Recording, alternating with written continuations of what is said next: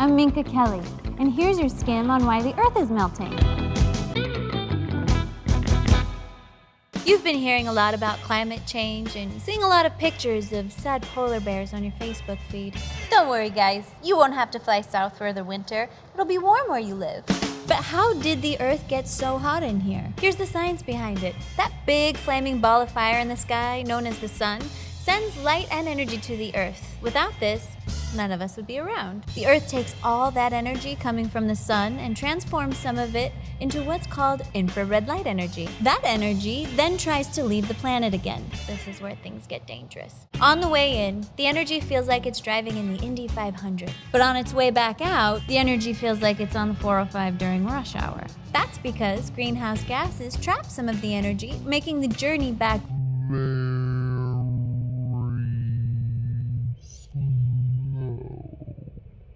The longer it takes the energy to leave the Earth, the hotter the Earth gets. This is called global warming. Now that you understand the science behind it, let's talk about why 2016 was the hottest year on record.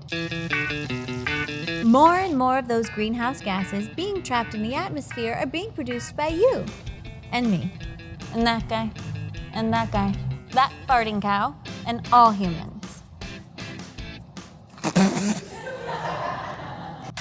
When you turn on a light or drive your car, or when a company burns coal and oil, it emits greenhouse gases into the atmosphere. The more people, the more cars, the more lights, the more factories, the more greenhouse gases. So yes, riding your bike to work actually does make you a better person. And a warmer Earth doesn't just affect polar bears and elves at the North Pole, it affects global weather patterns which can drastically change where animals live, how people farm, and how many hurricanes hit your grandma's house in Boca.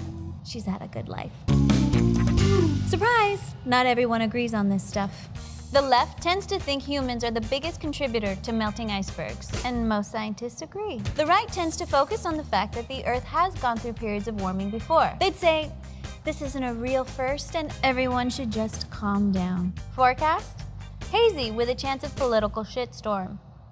Meanwhile, the White House has its own opinion. Former President Obama was a big fan of the Paris climate deal, an international agreement to help keep the Earth calm, cool, and collected. But President Trump didn't agree, so he pulled the US out of the deal. So while the global temp is creeping up, there are a lot of opinions on what to do about it.